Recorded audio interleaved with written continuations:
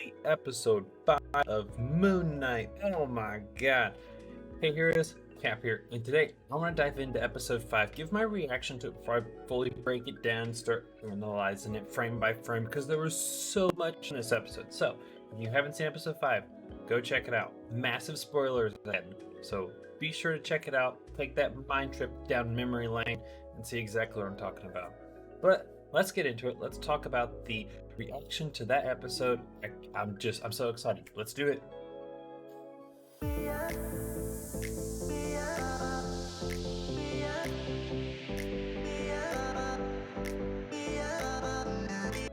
So, as you may have seen, I did a kind of predictions, what my theories and thoughts were on this episode. I thought we'd start with like flashbacks and stuff like that, and it did not disappoint. Now, it wasn't like a full-on flashback, but it kind of like different flashes. We had one of a woman yelling at us saying that's all your fault, and then we've got the hippo, looks like she's screaming, Mark and Steven are screaming, and then boom, we're in Dr. Hera's office where it all begins and starts. Now, we see a lot of flashes going back and forth in this episode, and we start off in Hera's office just talking to Mark, who eventually he gets sedated, and it takes him back to the psych ward with Steven and Tarouette there, which Steven does call her Tarouette, so it's pretty much confirmed what we already knew, who she was. She's the god of women, children, fertility, and she's there to lead them through their journey of the afterlife. She's through their journey. We get to see the Egyptian mythology, the underworld, the Duat, and what it looks like, the boat riding on the sand as if it's like on a river itself, and they are on this boat as they're taking their journey, and she pulls out their hearts from their chest, and it's very like funny how Tarouette is in this. She's very like innocent. She pulls them out, she goes, "Oh, I'm glad I didn't blow out your chest for that one."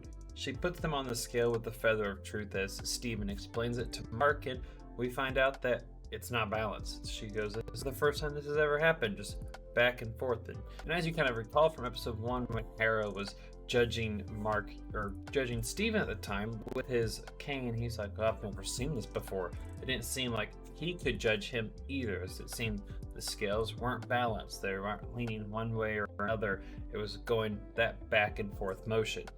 And it is up to them to go down memory lane to figure out exactly how to balance the scale before they reach their destination. And that memory lane is right behind them in the asylum. So they return around, they go back through, and they start looking at these doors. And through these doors, you can see some memories that we've seen in the show, like when Moon Knight first appeared and he starts beating down the jackal. And the other time when Steven is Mr. Knight and he's moving the sky to see what the stars looked like 200 years ago, and all that mind trippiness. But then we start to see memories that we haven't seen before. We see Mark just kind of standing on a street. We see a room full of dead bodies, and we realize that this was Mark acting as a Moon Knight. We get to see exactly what Khonshu's vengeance and justice looks like, and it's not pleasant. It looks kind of morbid, if you ask me. But then we get to see this little kid there, and Steven's like, "Mark, why is there a kid in the room of all the people you've killed?" I don't know. And then Steven goes rushing out. Mark goes rushing after Steven, almost trying to stop him from learning about who this little boy is. We see him run through the halls of the asylum into another room, and Steven goes right there, shuts the door, and locks Mark out as he kind of gets a sense that Mark's trying to hide something from him, and he doesn't want to see it. And so we see the family, and we see Steven's like, "Mom?" We get to see where Later's Gators came from, and them talking, them going on a journey, and how Mark is the adventurer, and his little brother is the Dr. Steven Grant, and it kind of realizes that, that's how they crafted. That he's the Dr. Steven Grant from the show that they love, the movie that they love, Tomb Buster, which we see a movie poster in his room of that later on. And we get to kind of see how Steven seemed to have been created from this massive trauma of them going into this cave, and as they go through, Steven's rushing in after the kids, the water's starting to fill up, and that's when we kind of realize that this isn't going to end well, and this is the kind of darkness that Moon Knight and Mark kind of carries with themselves. So after we see Steven going in and Mark trying to find Steven, it leads them to this room where everyone's very somber. We see a younger Mark coming down the stairs, Steven standing there drenched in water, and Steven goes after the little Mark as his mother starts screaming, "It's all your fault. It's all your fault for his little brother. What happened to him?" And as he chases Mark up the stairs, they go through different points in time of like his birthday where his mom wouldn't come down. Another birthday where his mom is looks like she's been drinking and yelling at him and saying it's all his fault and that she knew that this would happen. He goes running off, and Steven goes running up after him to try to get into the room, but Mark stops him. They kind of flash back and forth a little bit, and ultimately we realize that what happens in that room is kind of our first appearance of Steven that we know of, as Mark is kind of sitting there trying to hide from his mother, who's beating on the door trying to get in.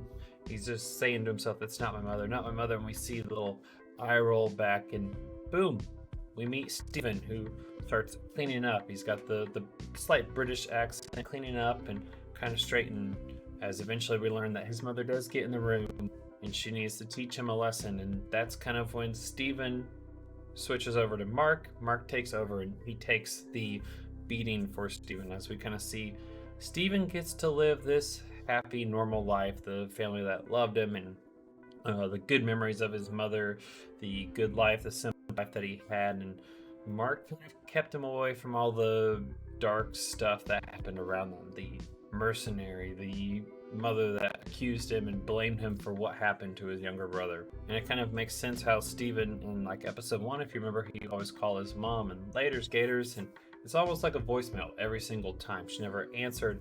We find out that's because she's dead. She's no longer there. And because of this, that's when they kind of start overlapping. That's when Steven and Mark's paths really start colliding into one another, and how they go back and forth with who gets to control the body. Now we also get to see more of Mark in his mercenary days and the specific mercenary job that he had with Layla's father, his CO Bushman, who we find out it is just from the comics. His CO goes rogue. He decides that there should be no witnesses. Mark tries to stop him, but he's no match. He beats him down to the brink of death, and as Mark is crawling away, he's about to turn the gun on him himself. And that is when Khonshu speaks up.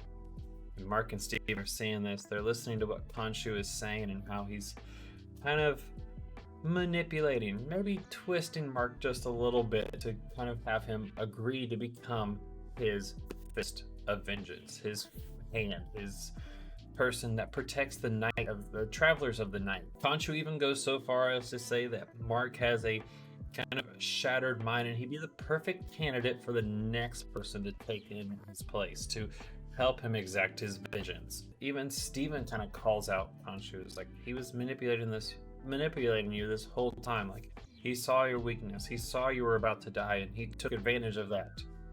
And Mark's like, that's true, but it's the only option I had. It was either that or we die right here and there. And then we see the first time that Mark becomes Moon Knight, the power up, the light in his eyes, the suit kind of wrapping itself around him like a mummy as it heals him at the same time, and he becomes Moon Knight for the first time. Now, with all these memories and everything, it starts to come to a point of realization, and it is at his mother's death that Mark kind of tells Steven that, hey, our mom is dead. Like, you don't know this because I prevented you from knowing this. And we get to see them in Harrow's office once again, and Harrow's talking to Steven, which is the first time we see Harrow talking to Steven. Usually it's been Mark talking to him. Harrow ends up calling Mrs. Grant, his mom. He holds the phone, and you can hear the other end of the phone. There's no dial tone. It's like you were to just pick up a phone and put it to your ear, and what you would hear. It's at this point that Steven realizes that his mom is dead. It flashes back to that street where Mark was just standing. We see him walk down. He collapses, starts crying and beating the ground, and that's when he just stops, and Steven takes over, and Steven just kind of pops up and goes, oh no, where am I? Oh, Mom, I did it again. I don't know where I'm at, which kind of a funny way to like lighten the situation, but at the same time to have Mark unable to deal with the stress and everything. He relies on Steven. He thinks he's protecting Steven, but Steven ultimately is his rock. Steven keeps him safe, it protects him. When he can't handle it anymore, Steven takes over and does what he needs to do, which is kind of an interesting way in thinking about it, as we've seen Mark really be the protector of Steven, when it turns out Steven was protecting Mark this entire time. Which gets us to our final part of when the boat has arrived at the gates. We kind of see Mark and Steven have a heart-to-heart, Steven telling him that it wasn't his fault, he was just a child. Like, he didn't know what would happen, he didn't know what to do, and they arrive to the gates of Osiris. But unfortunately, even after all of this, the heartfelt memory, the scales are still not balanced, and the souls have decided to climb on the board to claim their prize, which was Marc. And as they go after Marc, Marc tells Steven to hide. He's trying to fight them off, but ultimately no match. Steven steps up though. He moves the boat, keeps Marc on board. He picks up the bat. He smashes in 3 of these sandy souls, and he's able to save Marc. Marc kind of on ground against the boat, just smiling, proud of Steven, until another hand comes up and grabs Marc, about to pull him down. Steven lunges at him headfirst, quite literally, tackles not only the soul but himself overboard. And as he smacks down on the sand, he's trying to get up, slowly moving, turning to sand as his hand reaches out and stops, as he's saying, "Marc, Marc!" And that is when the scales decide to balance. They reach their destination, and we are left with Marc standing there in the field of reeds with the sun shining down on him, looking what more like normally you'd be like happy you've reached this place, but he looks confused, he looks sad, he looks like he doesn't want to be here, and that hopefully gets Steven back. After all of this, I have to say that easily this is my favorite episode of Moon Knight, because it does give us that dark and twisty past of Moon Knight and of Mark Spector, which I come to know in the comics and what we've seen as him in the comics. This ultimately is pretty much showing us, hey, he is dark and twisty and he has all this stuff going on, and this is him. It's a nice way to understand Mark, to understand Moon Knight, to understand how he got to where he is. And it kind of leaves us with a lot more questions, though, of like, are we going to see Steven again? Where's Steven at? And how do we get Steven back? I'm full on ready to launch some kind of rescue mission to get to Steven.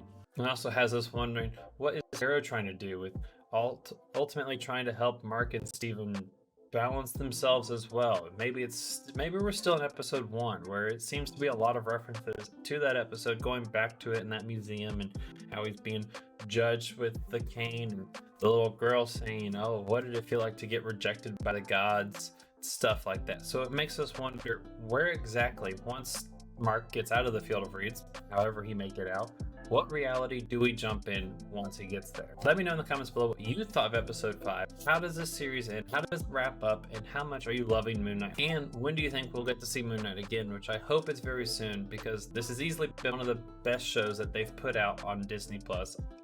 I'm so sad it's coming to an end, but I'm so excited to see how it ends. So stick around, be sure to smash the thumbs up, hit the subscribe if you enjoyed all the content you saw for more Marvel breakdowns. And I will be sure to bring more breakdowns to you later on about this episode. As always, stay amazing, and until the next video, bye-bye.